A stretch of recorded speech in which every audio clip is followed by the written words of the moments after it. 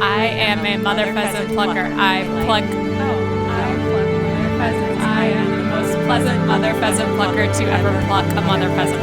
Aluminum, linoleum, petroleum. Cinnamon, aluminum, linoleum. Cinnamon, aluminum, linoleum. Cinnamon, aluminum, linoleum. And welcome to the Roof Fitness Podcast. With that being said, I am Bradley Schneller. I have my co-host, Sarah Altabello. And we have a very special guest. Bonus co-host, Emily Schneller.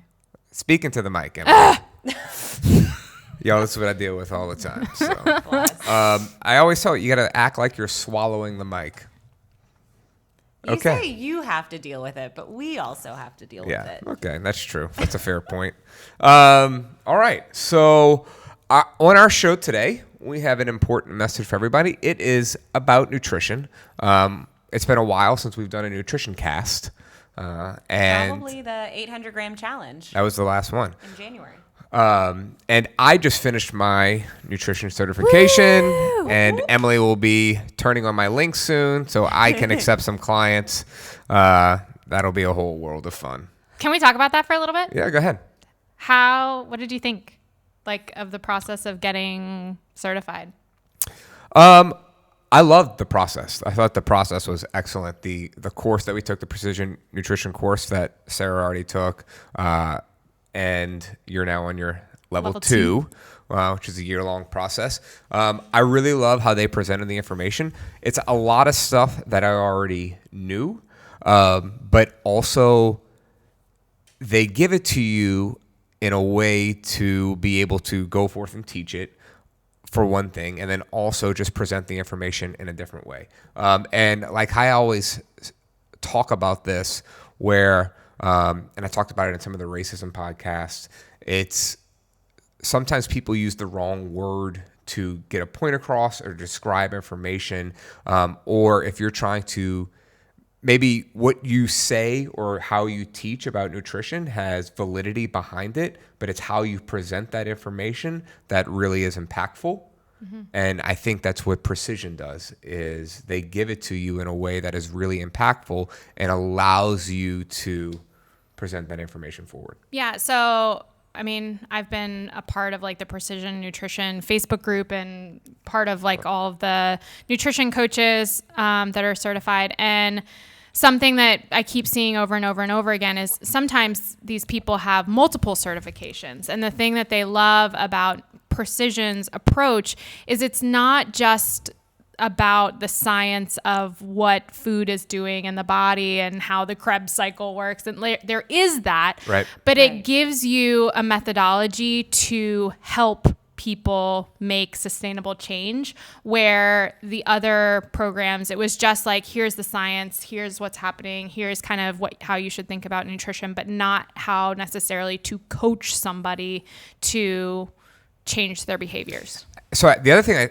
I think is super interesting, and you say it all the time, to coach changes, we're nutrition coaches, et cetera. And we are nutrition coaches. We are not nutritionists, right? Not registered dietitians. Not registered right. dietitians, okay? We have very specific things we can call ourselves. Right.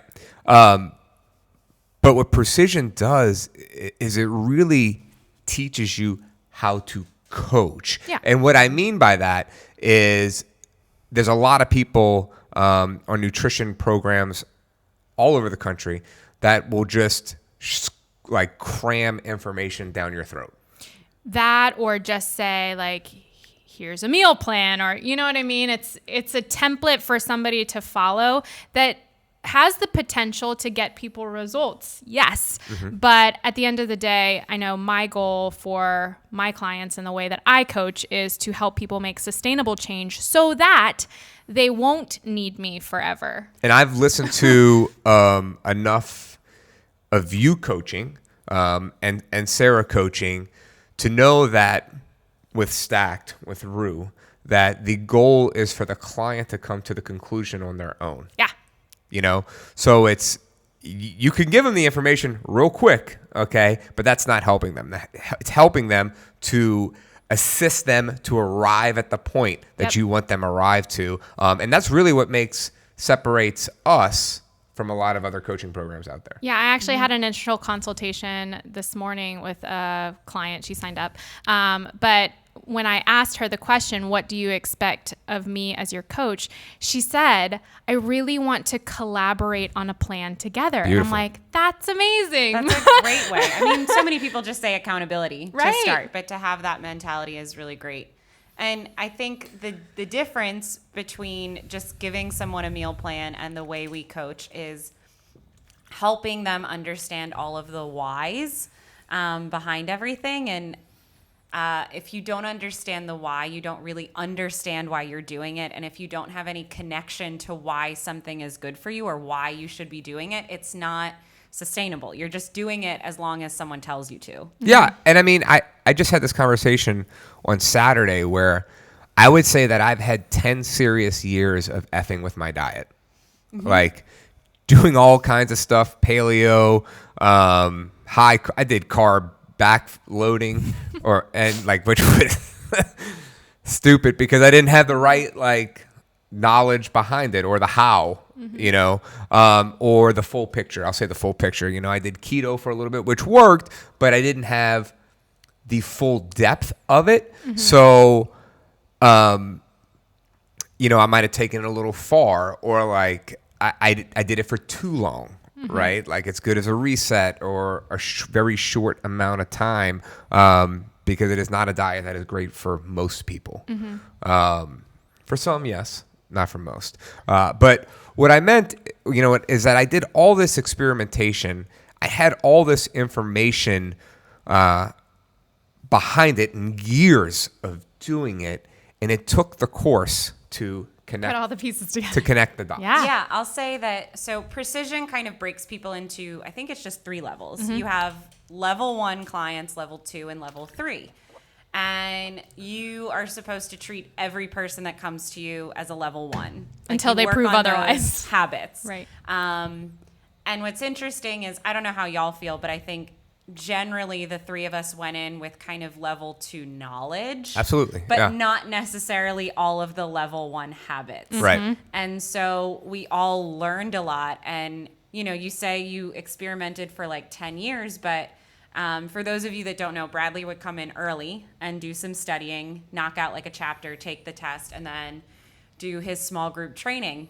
I would venture to say 99% of the time, you came in to work with the girls and came in like, oh, do you remember this from that chapter? I did. Like you had found out something and you were excited to talk about it. I talked to Sarah after every single test. Yeah.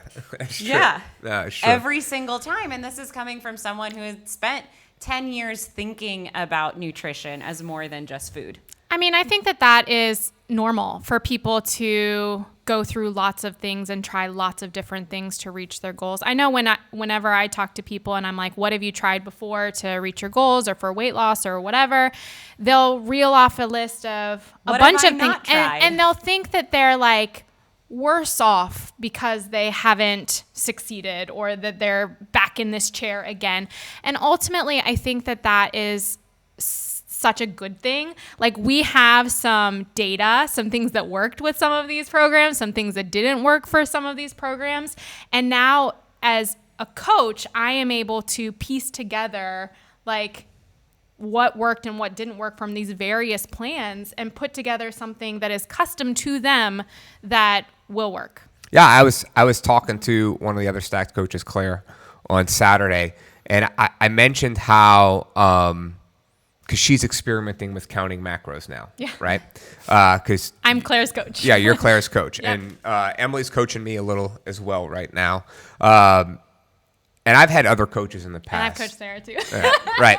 But, I talk about counting macros, and I, maybe with the exception of Sarah, and I don't know, but I've probably counted macros the most. Yeah. I would think so.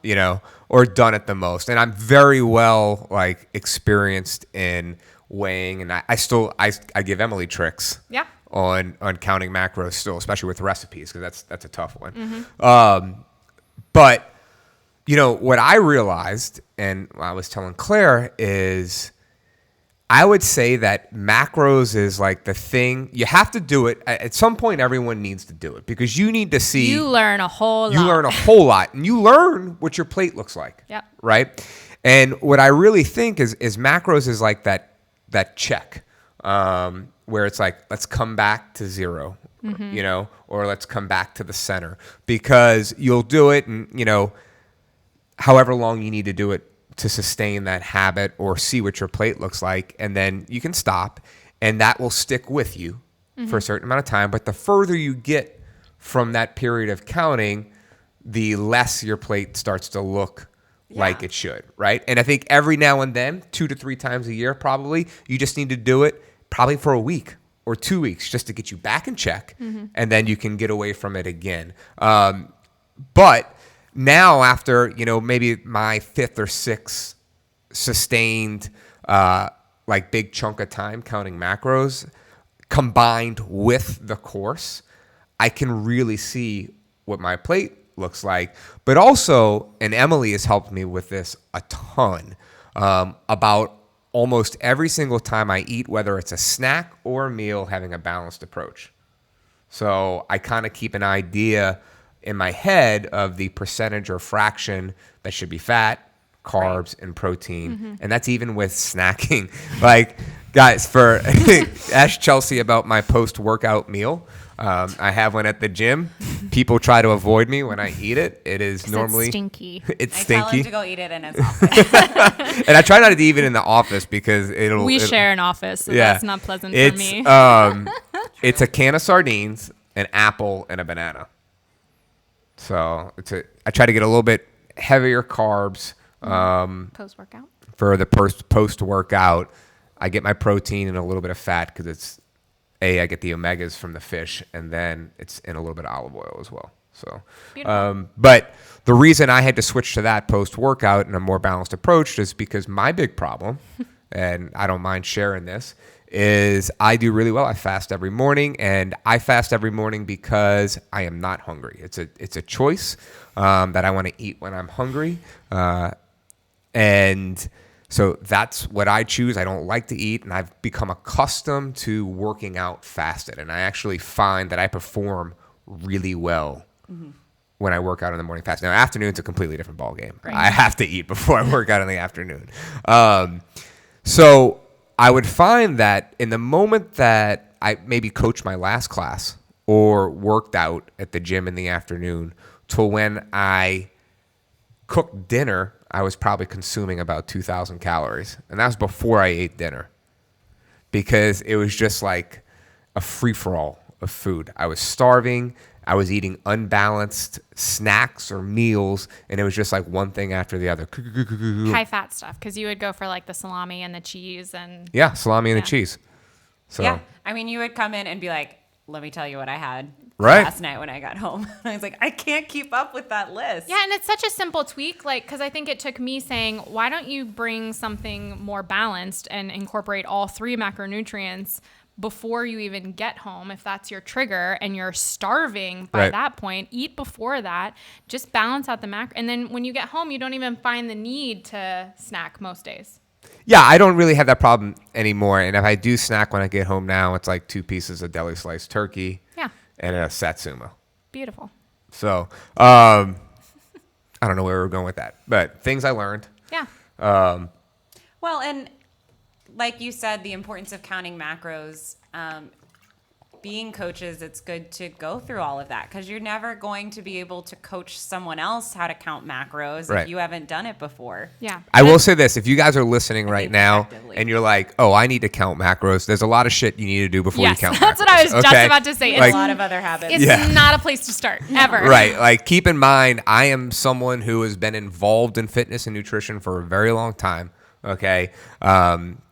And it took me multiple times to get to this place. So, 100%. All right. I wanted to start this podcast based around Emily's quote.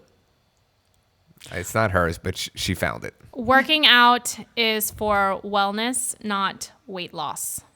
Yeah, absolutely. I think that's very important. And I can use it from my own personal experience, and I'll let you guys talk about it. But for me, when I started CrossFit, I saw a very serious weight loss. Okay. And then I hit the plateau. I got more into CrossFit. Right. And I started working out more, maybe lifting a little bit extra, or my intensity ramped up. But with that came my energy levels. Right. My energy levels were up now. So now I needed to feed those energy levels more, or my body was craving that. So I ate more. Okay. And at that time period, definitely not the balanced approach it needed to be. Right. Because I think I was paleo, and back in the day, most people who don't have all these other levels that Emily and Sarah and I are talking about, they think it's like, I can just eat all the bacon and eggs in the world. So I actually hit a plateau, and I was really pissed off for a long time, because I am working my ass off, and I have love handles. I don't have a six pack. I don't look like I work out, right? And it took me a very long time to realize that my nutrition had to be super dialed in order for me to see that change. And there are some people that it does not take that super dialed in nutrition. They are the minority. The majority of people need to have their nutrition dialed in order to see the change that most people are looking for in the mirror. Well, let's take a step back and talk about like why I even thought that it was necessary to talk about this in the first place. I handle most of the like initial jumpstart sessions, our free sessions where people are coming in and looking at the gym and seeing if they want to sign up. And I want to like get to know the person and what their goals are and if they would be a good fit and whatever. Okay. So I have like pretty deep conversations with a lot of these people, and I ask them like, what brings you in today? And most of the time, not most of the time, but a lot of the time, they have a weight loss goal. Okay. Signing up for the gym is great. It's great as part of that goal. But if you do not have any sort of nutrition path, I would say, you're just going to be spinning in circles, kind of like you feel like you're working your ass off and not seeing any results, because it has to be aesthetically, because it has to be part of the equation. You know, unless you're some endurance athlete and you're doing crazy amounts of cardio every day, which we're not recommending. Right. The offset of the energy balance. Okay. So calories in versus calories out. You're probably just going to be hungrier if you incorporate working out, unless you're some endurance athlete and you're expending a ton of calories working out every single day, right? You're probably just going to be hungrier if you just incorporate working out with no other nutrition change. And at the end of the day, your energy balance is just going to even out. Yeah. So nutrition has to be a component. Not only that, but if you don't have any sort of nutrition path like you talked about, if you're hungrier, you're probably eating more of the same thing. Exactly. Right. Yeah. Yes. And I find that so many people come in and they don't have that initial weight loss because they're just focused on the exercise portion of it. Like you said, they're eating more. They haven't really thought about the quality of the food they're eating or the macronutrient breakdown. They're not there. And they start to feel really strong. And then I feel like the thing I hear a lot is, I want to look like I feel.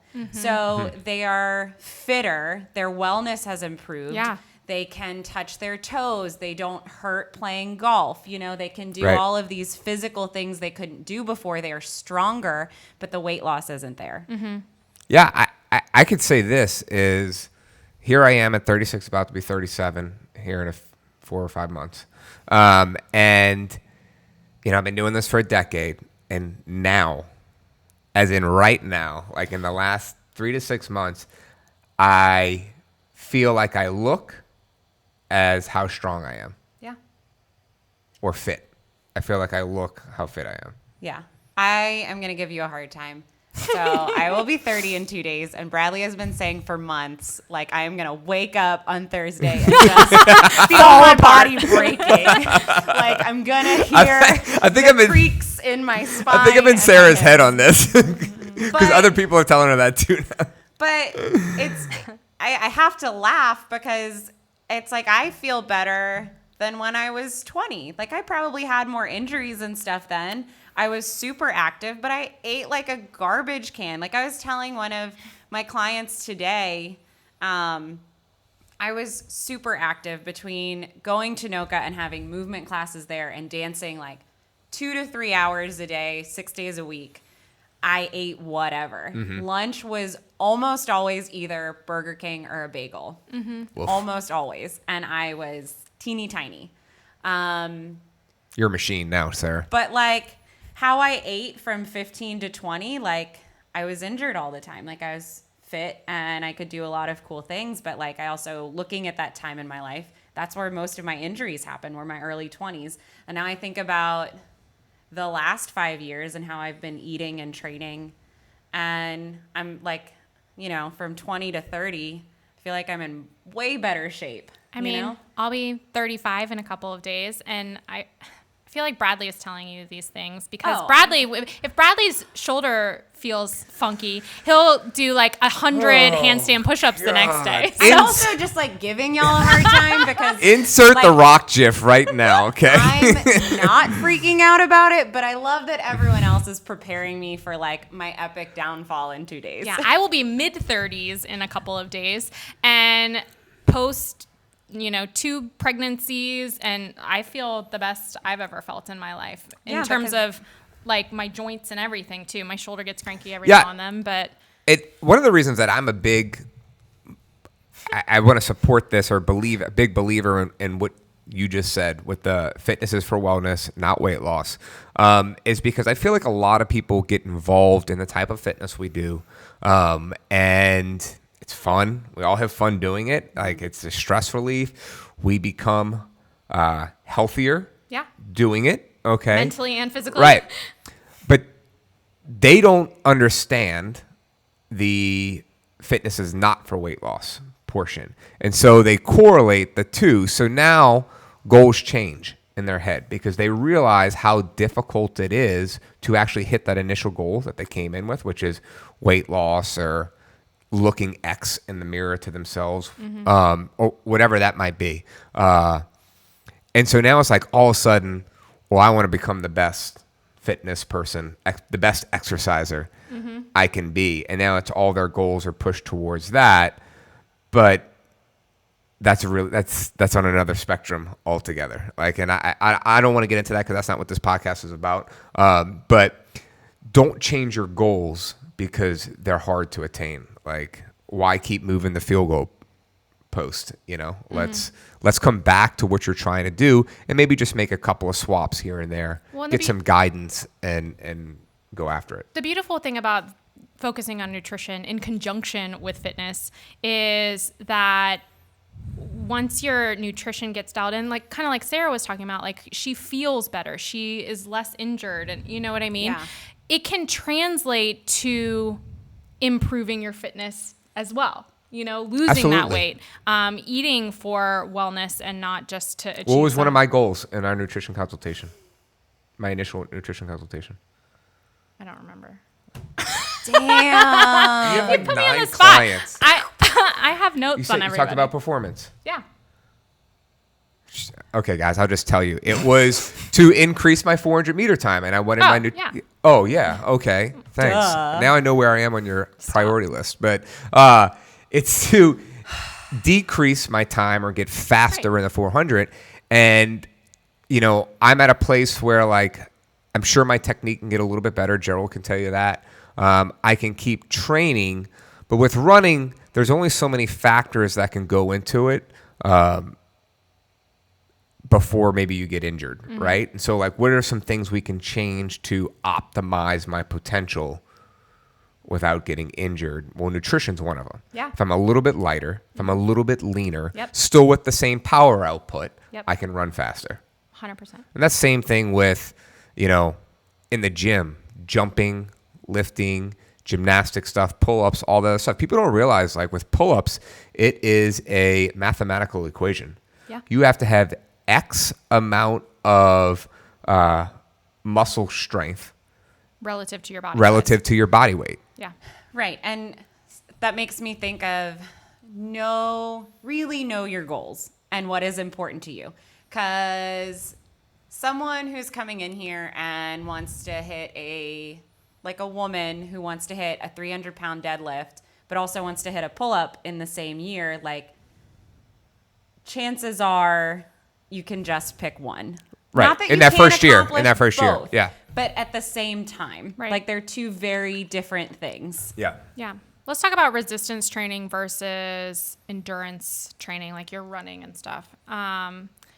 So resistance training changes your shape, not necessarily your size. And it's kind of like talking about what we're already talking about, but saying it in a different way. So like if you incorporate resistance training while in nutrition coaching, you will be sexier. If you just do nutrition coaching without the resistance training, you will be smaller if you're successful, but not necessarily sexier. Does that make sense? That's perfect. Yeah. That's Yeah. perfect. So like we're not saying that working out isn't Essential. valuable or Right. important. We're just saying that just because you're incorporating fitness in your life, if you do nothing with the nutrition piece, you're kind of spinning in circles. You're going to be stronger. Yeah. You're going to be fitter, but you're not going to look much different. Right. And I mean, I feel like it's obvious, right? The other thing that I want to talk to, and while we're on it here, is we talked about fitness for wellness. Fitness is for wellness. Let's talk about that. Like people who, one of the key points that not a lot of people talking about right here, and I am not saying not to wear your mask when you go out in public, okay? I am not saying to avoid large groups of people in enclosed spaces. I am not saying that. But what I am saying is that if you are fitter, you are more metabolically healthier. And if you are metabolically healthier, you have a better chance of fighting COVID with your primary immune system and your secondary immune system than most people.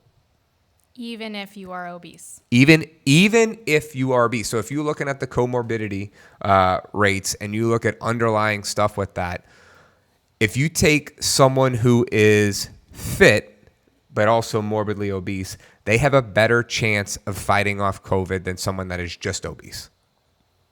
He's a nutrition coach, not a doctor, folks. Yeah, I'm not. No. But I agree with you. Right. 100%. But being fitter, metabolically speaking, is going to increase and better your immune system. Yeah. That's a fact. The other thing, this is my favorite kind of thing that I learned in the precision nutrition certification when I took it. I don't know if it's still in the book. But I do watch a lot of doctor shows, though. So. neat. Okay. And I have a lot of friends that are doctors. Cool story. I listened to a doctor podcast once. Okay. My favorite tidbit, one of my favorite tidbits that I learned in my precision nutrition textbook. The greatest indicator of longevity. Okay. So the greatest indicator that you will live a long life. Do y'all know what it is? The greatest indicator that you live a long life. I know it, and I can't think of it. No, I don't. It's hand grip strength. Yes. Oh. Yes. It's not BMI. It's not your VO2 max. It's your hand grip strength. Okay. So that just goes to show you that working out is for wellness, not necessarily weight loss, right? Like if you are stronger, no matter what's happening with your body mass index, no matter if you are obese, no matter your percent body fat, that is the number one indicator that you will live a long time. That's why you see those 85-year-old men walking around and they put your hands on you. You're like, ah! Like your dad They is got that strong. old man strength. My dad is strong. My grandmother used to do that. She'd be like, hey, haven't seen you in a while. And she'd punch you as like a Good love Lord, tap. lady. But she baked bread every day. And so she kneaded the dough. She was so freaking strong. And she lived mid-80s. That's true. So my mom's dad eventually passed away of lung cancer, but was super strong like that. And like, if you look at his life, it's a miracle he made it as long as he did. Yeah. He like worked in a printing press and smoked for 60 years and all these other things, but like was super strong his entire life. Yeah. Oh, well, I totally agree. Emily. Bradley. Yes. I want to give somebody some. Let's talk about some simple tips and tricks. Not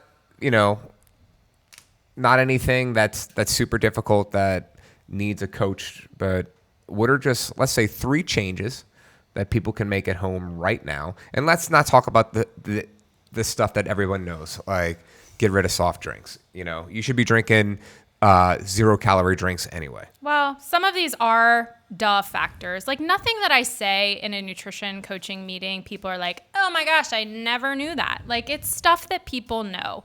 The magic of nutrition coaching is getting accountability and actually doing the thing that we know that is so important. Okay. 2 big ones, and it's not even nutrition related, but if you don't do these, everything that you do nutrition related is kind of... I just said nutrition related. Well, I'm messing with you. Go ahead. 2 big things. Okay, these are habits that I look for, and they're kind of at the top of the list, and they have nothing to do with food, because if you don't have these things, then the things that you're working on with your food kind of go to... Hell in a handbasket? Yes. Right. Thank you. Sleep and stress.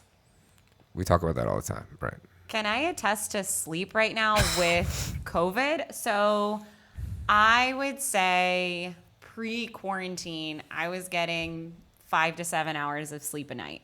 And I think I hit it pretty hard in the gym to the point where I should be getting on the upper end of that spectrum, but I was regularly getting on the lower end. Enter being stuck at home for, almost 8 weeks.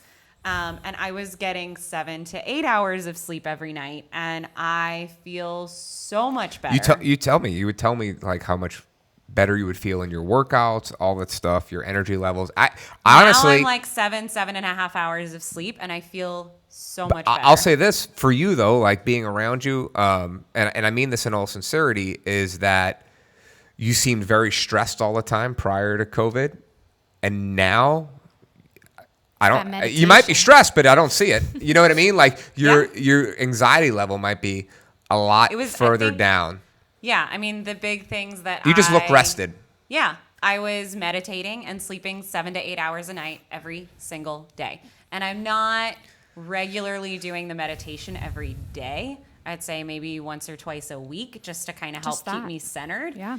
But prioritizing my sleep like it's my job has had such a crazy impact for me. Yep. So I would say focus on improving your habits around sleep, improving your coping mechanisms for stress. I mean, I work with clients all the time.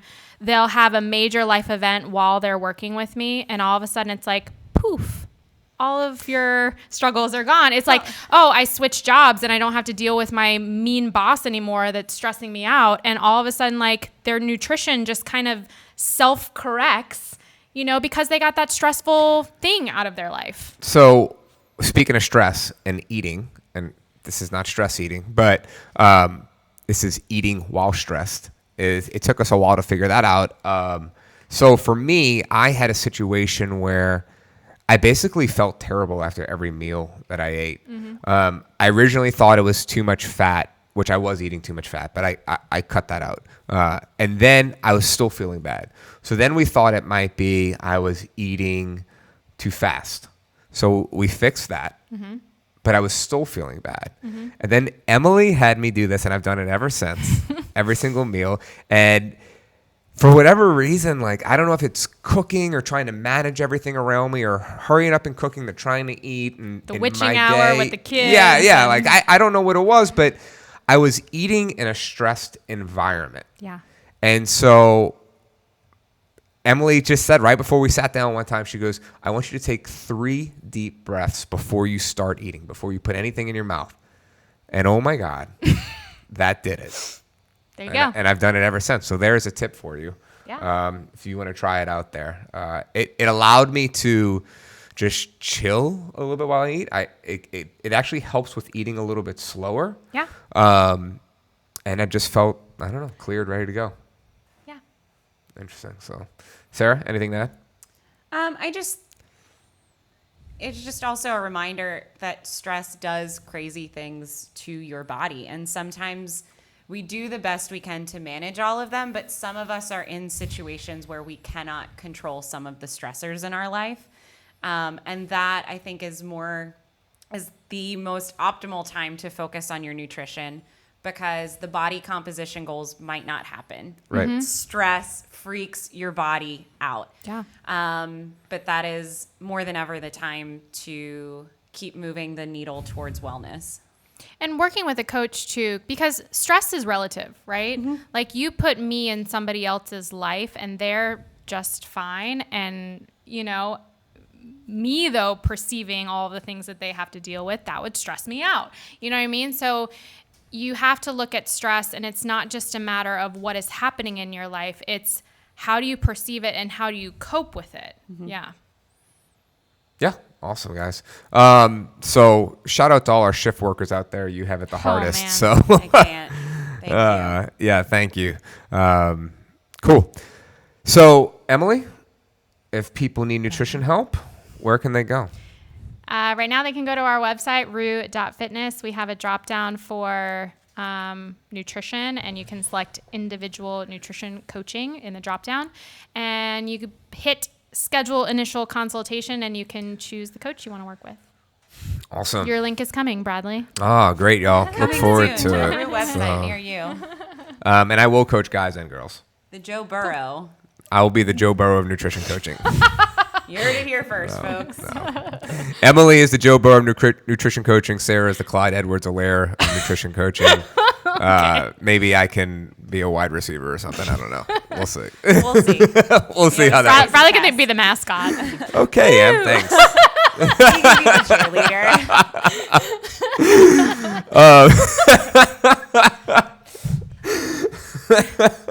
That's good. I need to get you a shirt, the Joe Burrow of nutrition coaching, and Sarah. And then Bradley's will say the Joe Burrow of everything else. Well,